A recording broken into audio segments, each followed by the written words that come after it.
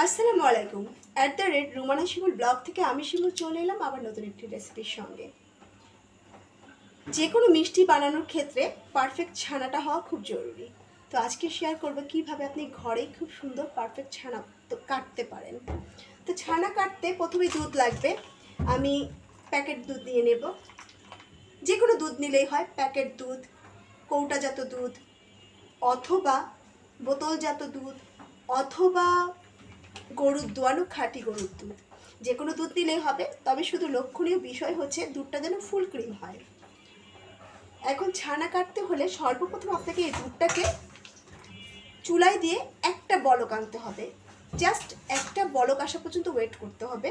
আর লাগবে হচ্ছে যে কোনো একটা উপাদান, সেটা হতে পারে টক দই, এটা আমার ঘরে বসানো টক দই, অথবা সাইট্রিক অ্যাসিড, এটা যে কোনো সুপার মলে পেয়ে যাবেন, খুব বেশি দামও নয়, অথবা একটা গোটা লেবুর রস, অথবা হোয়াইট ভিনেগার বা সাদা সিরকা।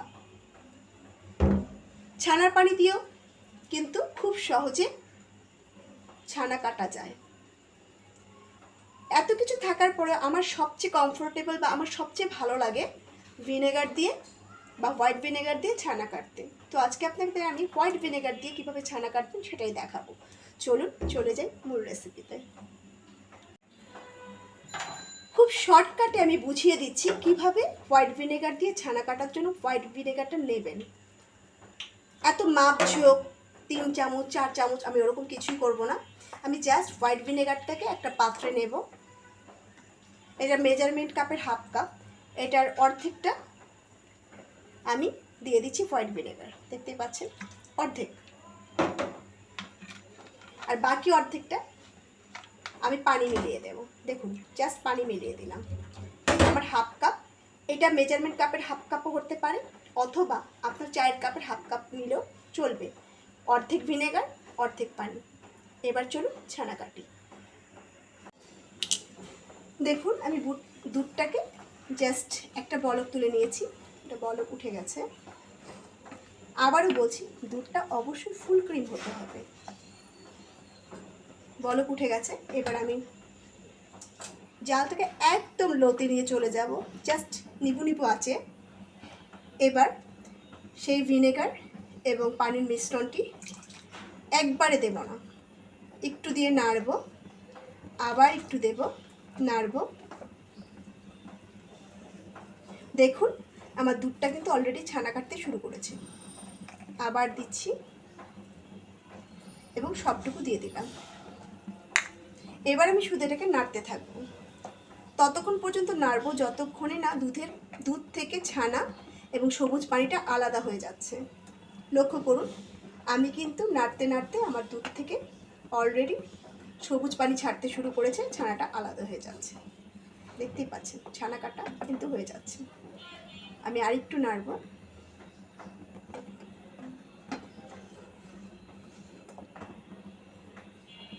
আমি কিন্তু চুলার জালটা একদম বন্ধ করে দেইনি, একদম নিভে আঁচে রেখে দিয়েছি, কারণ দুধটা একটু গরম থাকাটা খুব জরুরি।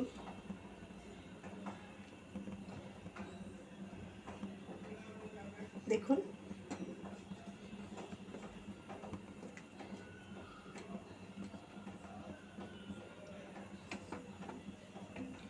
যদি কারো মনে হয় দুধে ফ্যাট কম হতে পারে, সেক্ষেত্রে আপনারা 1 টেবিল চামচ বা 1 চা চামচ পরিমাণ অনুযায়ী ঘি মিশিয়ে দুধটাকে ছানা কাটতে পারেন, বা দুধটা বলক আসার সঙ্গে সঙ্গে ঘি মিশিয়ে দিতে পারেন এবং সেই দুধে ছানা কাটতে পারেন। কিন্তু আমি এই দুধ দিয়ে সবসময় ছানা কাটি এবং ছানা পারফেক্ট হয়, সো আমি ওই প্রসেসিংয়ে যাচ্ছি না। চুলাটা বন্ধ করে দিলাম, আমার ছানা কিন্তু কাটা কমপ্লিট হয়ে গেছে, দেখতেই পাচ্ছেন দুধ এবং পানি আলাদা হয়ে গেছে, ছানা এবং পানি একদম আলাদা হয়ে গেছে। এবার আমি এগুলোকে ছেঁকে নেব। চলুন ছেঁকে নেই। এবার ছেঁকে নেওয়ার পালা। আমি এরকম একটা মগ নিয়েছি, এগুলো মার্কেটে জানি না, আমি অনলাইনে কিনেছি, এরকম কিনতে পাওয়া যায় এই মগগুলো। এগুলো ছানা কাটার জন্য বা বিভিন্ন কাজের জন্য খুব হেল্পফুল হয়। আমি এরকম একটা মগে ছানাগুলো ট্রান্সফার করে নিচ্ছি। দেখুন আমি টোটালি পানিটা ট্রান্সফার করে নিলাম ছানাটা। এবার আমি ছানা কাটার জন্য যে কোনো একটা কাপড় নিলে হয়, পাতলা, কিন্তু অবশ্যই সাদা কাপড় নিতে হবে। তো রঙিন কাপড় নিতে যাবেন না। আমি এরকম একটা ব্যাগ ইউজ করছি, এটা ছানা কাটার ব্যাগই, এগুলো বাজারে কিনতে পাওয়া যায়। আমি এই ব্যাগটা ভালো করে ধুয়ে নিয়েছি লিকুইড বার দিয়ে বা লিকুইড সাবান দিয়ে, লিকুইড বাসন মাজার সাবান দিয়ে, ঠিক আছে। তো আমি এটাকে উল্টে দিলাম, দেখুন এগুলো কিন্তু উল্টে নিচ্ছি আমি, যেন আমার ছানাটা ভেতরে খুব পারফেক্টলি হয়। এবার আমি এই মাথাটা ধরে জাস্ট এটাতে ঢালতে থাকবো।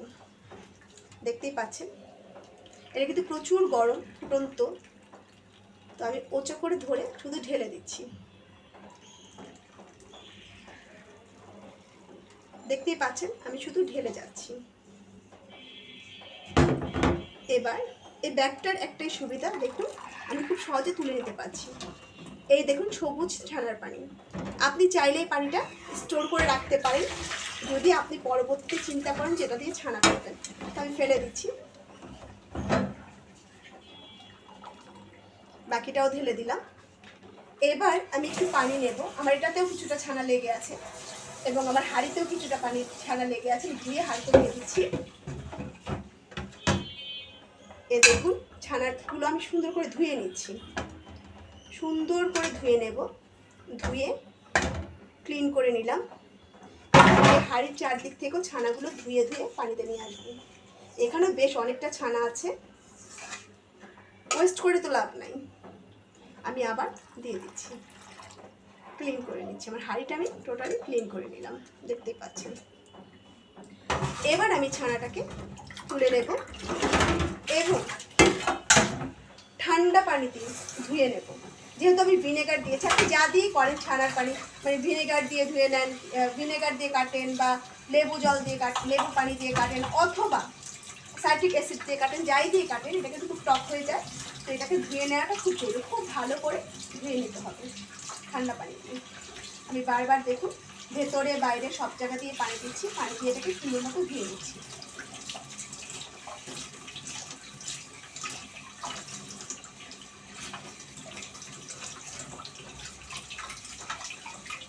আমি ঘুরিয়ে ঘুরিয়ে চেপে চেপে সুন্দর মতন ধুয়ে নিচ্ছি। আমার ধোয়া শেষ। এবার আমি এটাকে হালকা করে চেপে পানিগুলো বের করে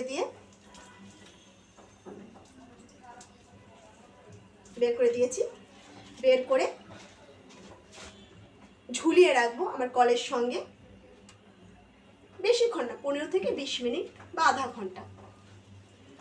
হাতে যতটুকু সময় আছে ততটুকু সময়ের জন্য এভাবে কলের সঙ্গে ঝুলিয়ে দেবেন, এটার এক্সট্রা পানিগুলো ঝরতে থাকবে। তো এরপর চলে আসবো ঝরা হয়ে গেলে, পানি ঝরা হয়ে গেলে দেখাচ্ছি কি পজিশন হয়। দেখুন আমার ছানা রেডি।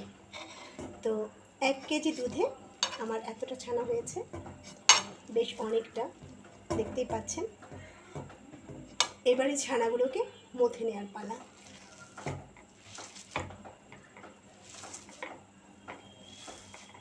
আমি আধা ঘন্টা ঝরিয়ে রেখেছিলাম, পানি ঝরার জন্য আধা ঘন্টা রেখে দিয়েছিলাম।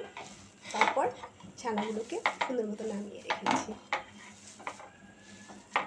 এভাবে ডলে ডলে ছানাগুলোকে মথতে হয়। ততক্ষণ পর্যন্ত মথতে হবে যতক্ষণ পর্যন্ত এটা একটা ডো তৈরি না হবে। তবে কোনো অবস্থাতে ছানার ঘি বের করে দেওয়া যাবে না বা তেল বের করে দেওয়া যাবে না, এই জিনিসটা খেয়াল রাখতে হবে। দেখতেই পাচ্ছেন আমি ছানাটাকে সুন্দর মতো ডলে নিচ্ছি। আমি ডলছি এবং এটার গুঁড়া গুঁড়া ভাব কিন্তু চলে যাচ্ছে, একটা মসৃণ ভাব চলে আসছে। এতক্ষণ ছানায় যে একটা গুঁড়া গুঁড়া ভাব ছিল সেটা কিন্তু আমি যত ডলবো তত কমে আসবে।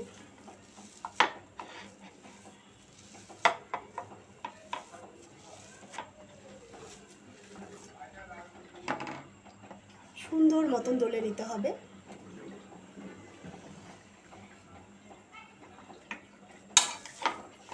সুন্দর মতন ডলে নিতে হবে।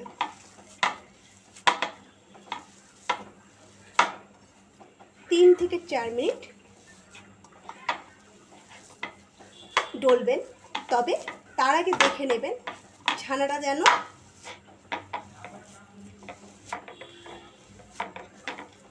ড্রাই হয়ে না যায়, বা ছানার তেল বা ঘি যেন বের হয়ে আপনার হাতে চলে না আসে, তাহলে কিন্তু মিষ্টি ভালো হবে না। আপনি যে মিষ্টি করেন ছানাটা খুব পারফেক্টলি রেডি করাটা খুব জরুরি।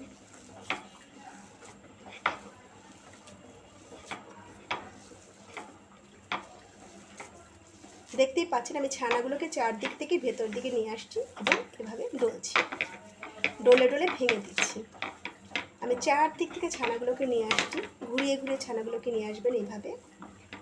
যখন দেখবেন ছানাগুলো একটার গায়ে একটা সুন্দর মতো লেগে যাচ্ছে, এভাবে টানলে সুন্দর মতো উঠে আসছে, তার মানে আপনার ছানা ডলাটা প্রায় পারফেক্ট হচ্ছে।